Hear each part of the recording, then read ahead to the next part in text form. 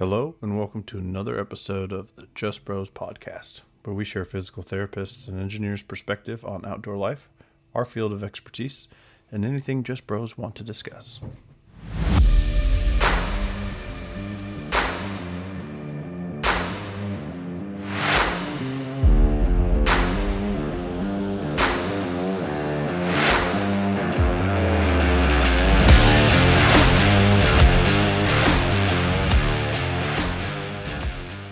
Today, we're going to touch on Andrew's knee recovery again, see if there's any fascinating updates with my fitness journey, touch on what makes Rehab Solutions unique, and what exactly is Rustiness Designs. Well, I guess you'll find out. Anyways, what's up, bro? Hey. How's your day? It was good. Had a good day. Looking forward to recording the podcast with you tonight. Awesome. How's your day? I'm pumped too. It was good. How was your Valentine's Day date with your daughter?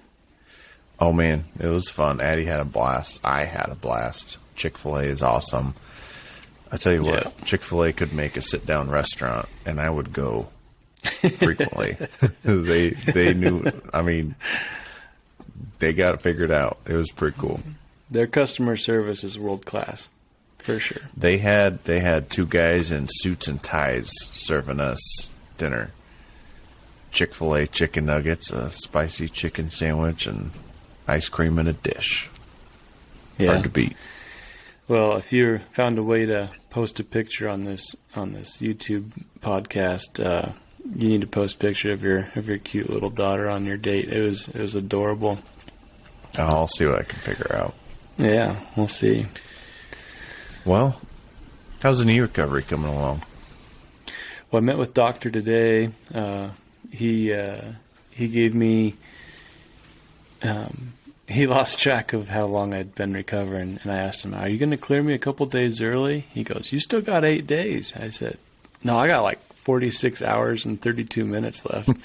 And he goes, "Oh, all right. Nope, you got to wait." And I'm like, darn it. So I'm not cleared to fully walk yet, or do a lot of cyclic joint compressive things. So walking or biking or anything like that. But hopefully on Friday I'll be good to go. No reason to rush it. I mean, yeah. The extra time you could tack onto this by trying to push it a little 46 hours too early. Totally not worth it. Yeah, and also I plan on just kind of taking it easy for a month, just kind of walking around doing some things. I'll be still doing primarily upper body workouts. So probably smashing some oatmeal shakes post workout, ice cream cafe, or Actually, we actually have a weight loss / fitness competition going in our office, and I think everyone's forgotten about it, including myself. But we got about a month left, and I'm going to see if I can kind of play some catch up and burn some fat off my body, and see kind of how everything measures out. We did skin caliper testing before, and so we'll have to do it after as well, and it'd be interesting to find out what actually happened during my recovery. That would be interesting. I'm pretty interested to find out how the last week's gone with your fitness journey. Did you get any impressive or fascinating stats? I wouldn't say impressive or fascinating, really. I did get some stats, though, so that's a plus. Nice. Did you try the Cooper test? No, I did not get the Cooper test done. I'm hoping to do that soon. We'll see what happens this weekend. If I do it this weekend, it's going to be me pushing 2 kids in a stroller when I do it. So that might hamper my results, but we'll see what happens. I don't think that's the design of the test. No. But most of the other stuff I've been able to knock out. I got a few other things I got to do. But yeah, getting through it. How's your diet been? Are we starting that tomorrow? Yeah. We're starting that tomorrow. All right. Sounds good. No, I've been trying it, in general, I think I've been staying pretty close to a caloric deficit. Probably not so much the other night. Megan made some bomb Oreo shakes, and so I had to have one. But of course. Yeah, now that the Super Bowl's gone and Valentine's Day's gone, and I've just clear road ahead. Right. Starting tomorrow. Yeah, that's pretty standard around here. Tomorrow the diet starts. Yeah. Well, so you mentioned you had a little weight loss thing going on at Rehab Solutions, I guess. What makes Rehab Solutions unique? Good question. So I would probably say first and foremost is our people. Our people make the difference. Everybody understands that people make and break a company. We have people that want to be at work, enjoy what they do, and then have some advanced training in their field. So we're pretty committed to that.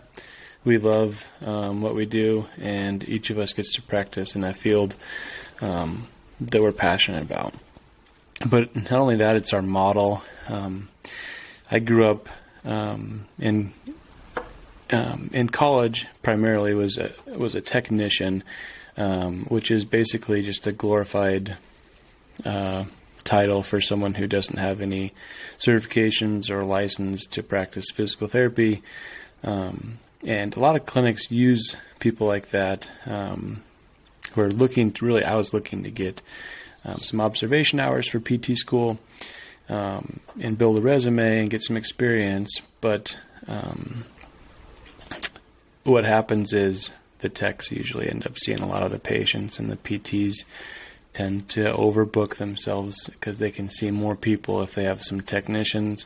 And so I saw the bad side of that as a tech and from the patient care side of things. So my business partner Ryan and I committed to not hiring technicians, and so each person that comes in to see us is seen by a licensed therapist, and I think that's a pretty big deal to a lot of people, and I think that's kind of what feeds into us growing.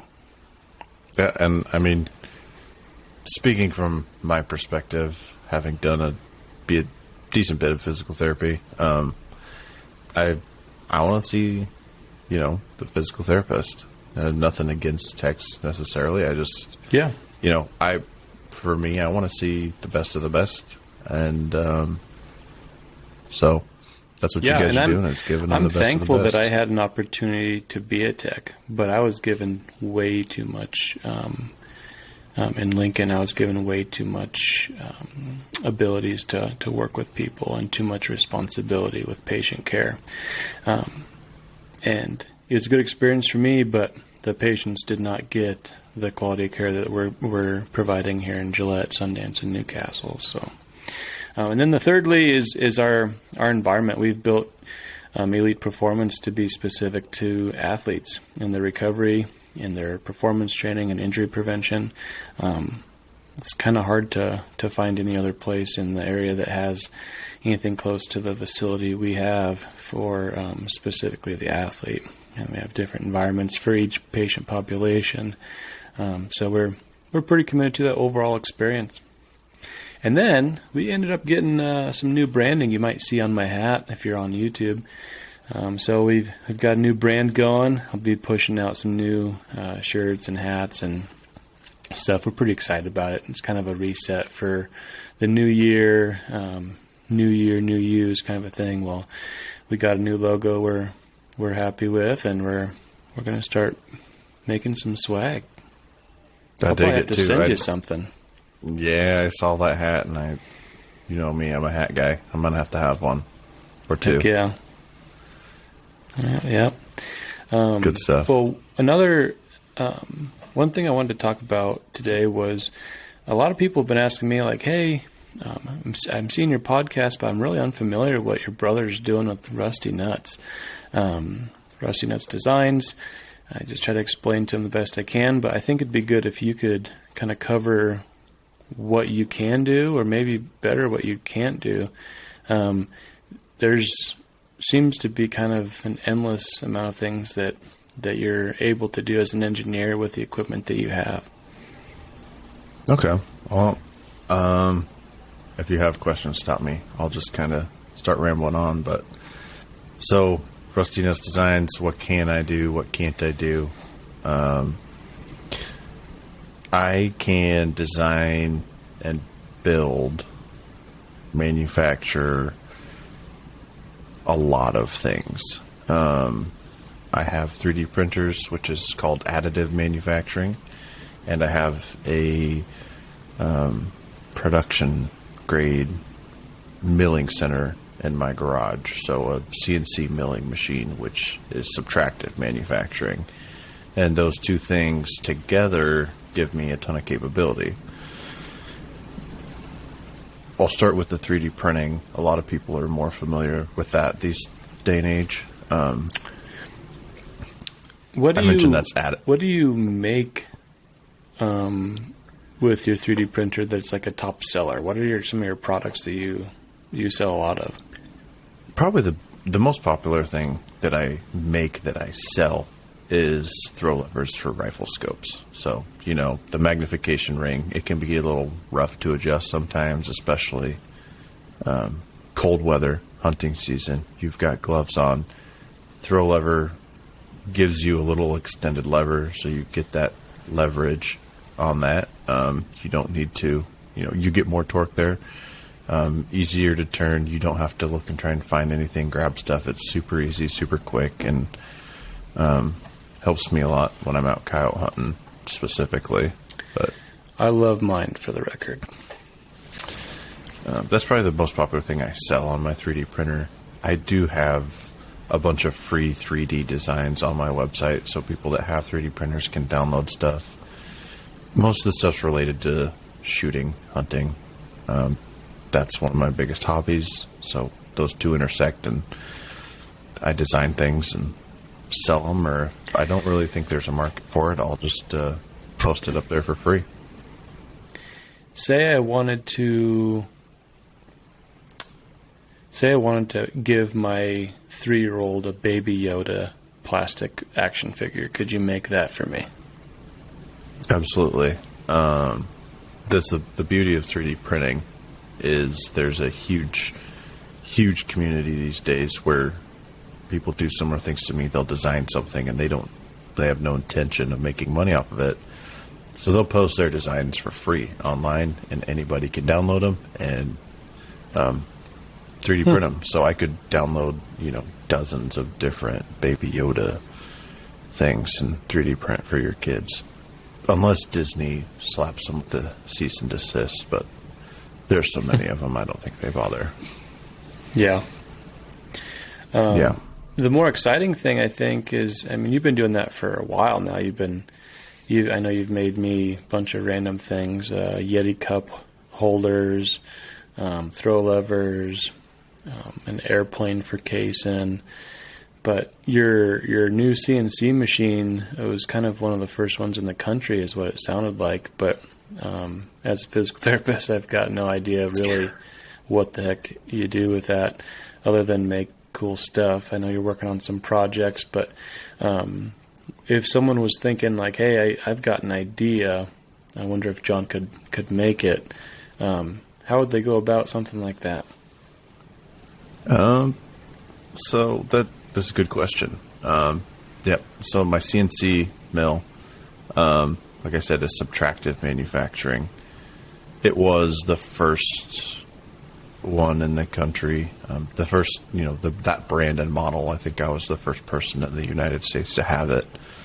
But so subtractive manufacturing is where you take a block of something, essentially, we'll say aluminum in this case, and you use an end mill to cut away the aluminum to reveal your design, your shape. So someone comes to me and says, hey, can you make this little widget thing?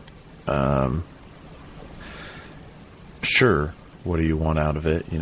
Is this something you want mass produced? Is this you want a little something to tinker with?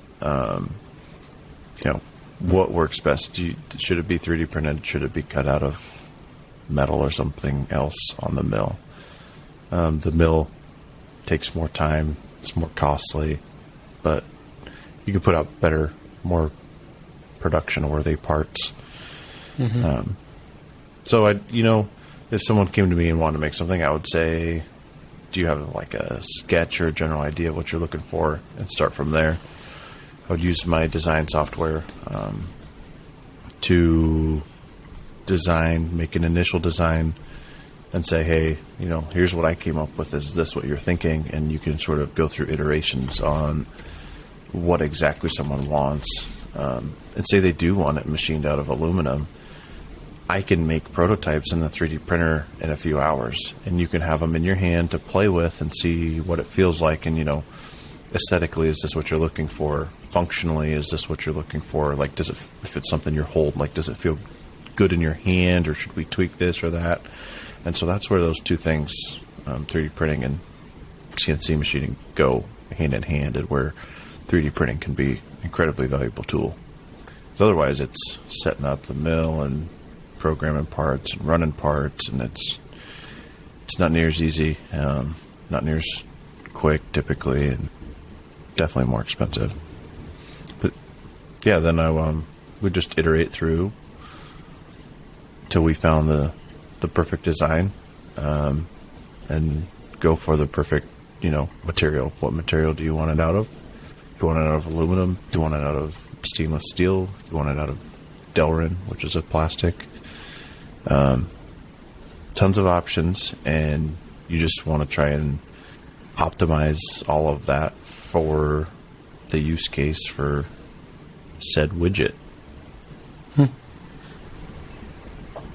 So, example, those throw levers, I could machine throw levers on my mill.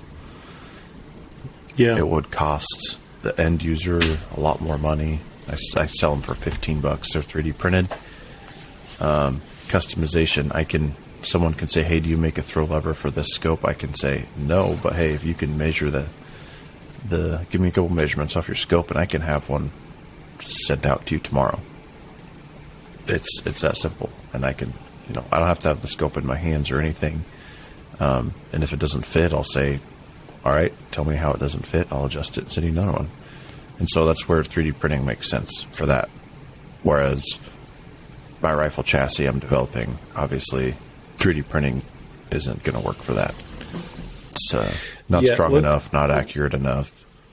Let's talk a little bit about that chassis, because I think I'm really anxious to get my hands on one, and I've been seeing some sneak pictures, getting kind of excited. So yeah. I was talking to a guy today, and he has a Tikka. He is considering changing calibers to a 7 PRC. He also wants to buy either a 223 or a 6.5 Creedmoor as a training rifle. He wants to be able to buy a chassis and interchange these parts and use the chassis to hold. Basically, he's got two different guns, and he wants to kind of use the chassis as that landing point to get familiar with everything on the same platform for long-range shooting with cheaper ammo, and then using some more expensive ammo to hunt with. Is that doable with your chassis? Yeah, so that is doable. Initially, I'm going to be rolling this out for short action cartridges, so something like the 7 PRC is a long action, and that's not initially going to work, but down the line I'll have that as an option. So yeah, the chassis, short action cartridges, 223, 6.5 Creedmoor, 6.5 PRC, 308, all of that, and you'll basically, for those that don't know what a chassis is, it's a replacement for your rifle stock, whether that's a wood stock or injection molded plastic stock. A chassis, typically machined aluminum, sometimes carbon fiber. Mine's going to be a hybrid of both. Machined aluminum main body with carbon fiber free float handguard. And so the benefits are this is going to guarantee you've got a free floating barrel. It's got a lot of mounting points for bipod, other accessories.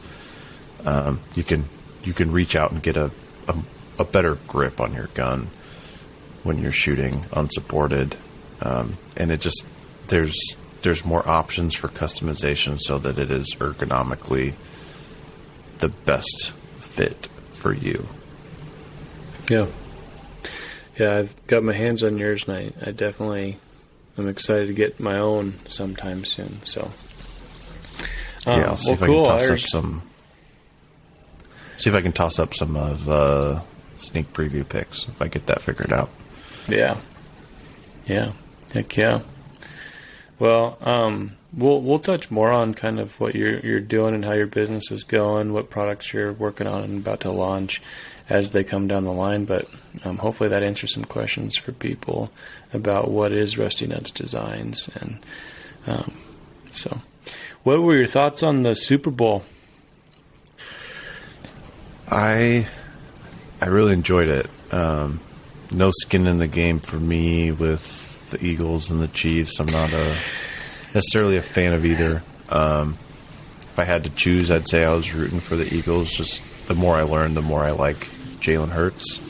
And then, there's a few Huskers over there playing. But that ending... Yeah, I figured we'd come to that.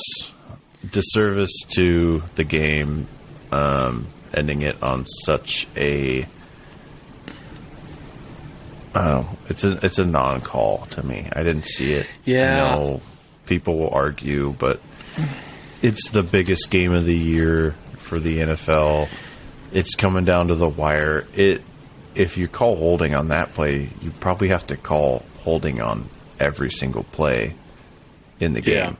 Yeah, it's tough because it's technically holding by the book, but a lot of these calls are so subjective, and it was the timing of it was so critical. And then for the game to be close, for the game to be a good game, for us to witness Jalen Hurts' best performance I've ever seen from Jalen Hurts on the biggest stage ever, be kind of, you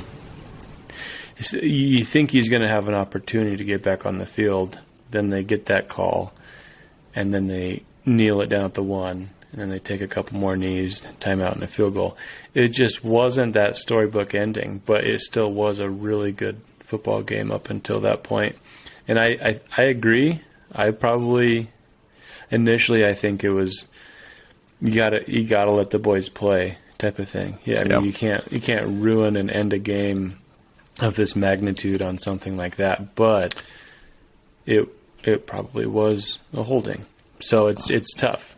It's tough. Yeah, it probably was, but it was a very anticlimactic ending to what was a great game, and I think it was maybe by the book holding, but like I said, it didn't look any worse than any other play that I saw.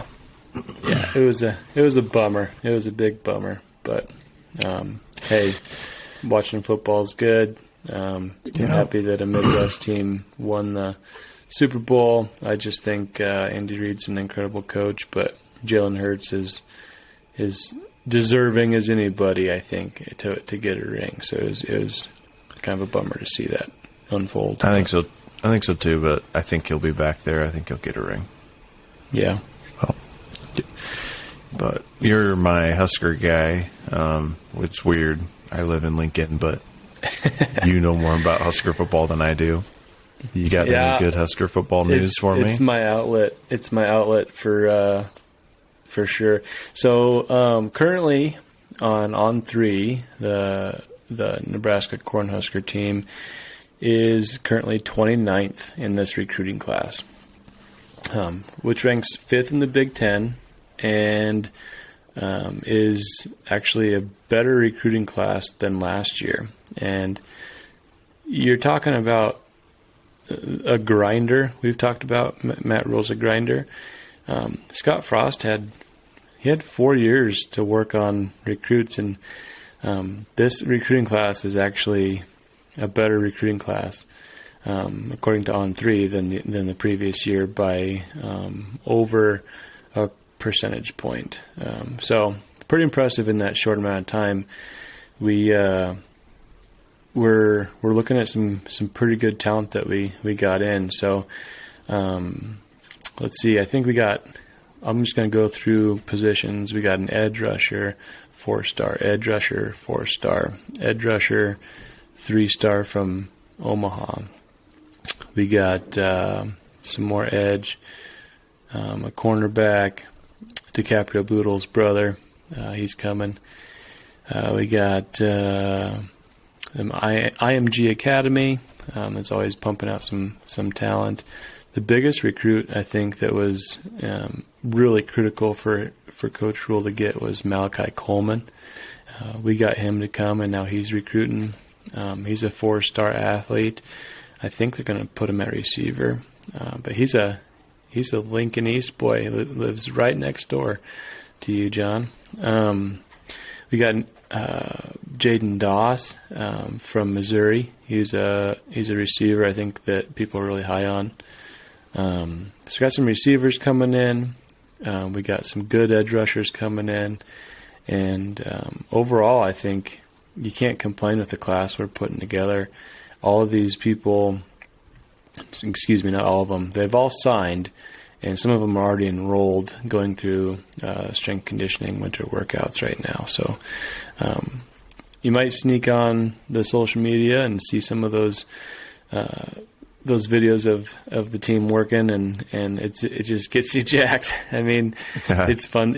They have an incredible facility. They're out there pushing each other. There's nothing like being on a team with one purpose. It's pretty fun. It's a fun thing. But I think once again I'm going to bring his name up every time. You know where I'm going with this. Dylan Raiola.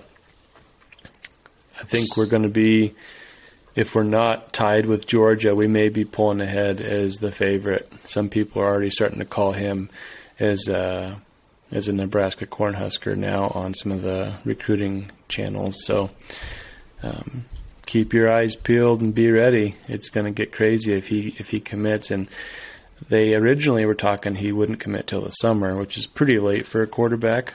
But I think if he knows, and he knows kind of beyond a shadow of a doubt where he wants to be, he's probably going to commit around the spring game. So it's very likely that he'll be part of that big recruiter for that big recruiting weekend. And I am already drinking the Rule-Aid big time, man. If we can get him to land the number one overall recruit in the country, a quarterback out of Arizona, a legacy kid, to come to Lincoln, I mean, I'm probably going to start a T-shirt business selling Raiola shirts and jerseys. They're going to fly off the shelf. Maybe you ought to work out an NIL deal with him. Yeah. Hey, you like my hat? I got one in your size. They're snapbacks. Yeah, I do think it's going to happen. I feel good about it. I'm excited about it, but I'm also, how many times have we not gotten the number one recruit in the country? Every single year that we've ever had rankings like this. So, how many times have we ever been in the hunt for the number one recruit in the country? I don't know if we ever have. And so, but we're still up against a defending 2-time national championship coach. And that's legit. Like, we're going to have to beat him out on that. So, yeah, we will, but I don't know. I'm confident we can. Yeah. Yeah, I think we can too. So, moving on. Yeah, give me one of your most interesting things you learned in this last week. All right. Well, I learned this thanks to one of our most devout listeners, Moose. This is a listener contribution, but I'm stealing it from my most interesting thing. The Pyrenean ibex went extinct once. And then in July of 2003, it got cloned, and the clone of the Pyrenean ibex was born, thus making it not extinct again. However, it died a few minutes later, making it the first and only animal to go extinct twice, which I never really considered the possibility of that until he shared that. It's weird. Pretty interesting, though. Yeah, I wonder if someone's making a little velociraptor somewhere, if that'll go extinct twice. Probably. Hopefully. I don't think we need those running around. No, I hope not. What do you got? Interesting thing for the past week? Well, this is very, very random, and I honestly don't even know if it's true, but I'm going to call it a fact because someone told me it was. The Mona Lisa has no eyebrows. Really? Yeah. I mean, maybe I should pull it up and fact check it real quick. I'm going to Google this right now. Eyebrowless. Google auto-finished that for me. It says, a lot of people wonder why the Mona Lisa doesn't have any eyebrows. Well, that's a mystery. It's now been solved thanks to an engineer called Pascal Caught. The Mona Lisa, when Da Vinci painted her, did indeed have eyebrows, but that over time and over cleaning have eroded them to the point that they're no longer visible. So they're very fine eyebrows. Okay, well. Yes. So it's kind of a yes and no type of thing. I just thought, like, how in the world did I not notice this world famous picture and this woman didn't have eyebrows? I feel like I would have noticed, but yeah, you'd think, but I didn't know that. I had never noticed. I'm not that observant with art. Yeah, that's a picture.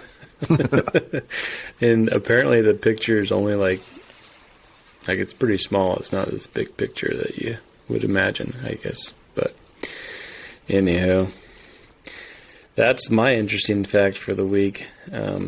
Not anything outdoors, but certainly got my attention. Well, you need to do some research because we had I almost said customer. That doesn't make sense. Listener request for a topic that I am also interested in, but know little about, which is shed hunting in Wyoming or Montana or both. Excellent. So I'll have to look into that. I've been interested in that myself. I know there's some big changes that have happened in Utah and in, I think, Idaho and Wyoming when it comes to shed hunting because of the pressure that's been exerted on the elk herds in their winter range.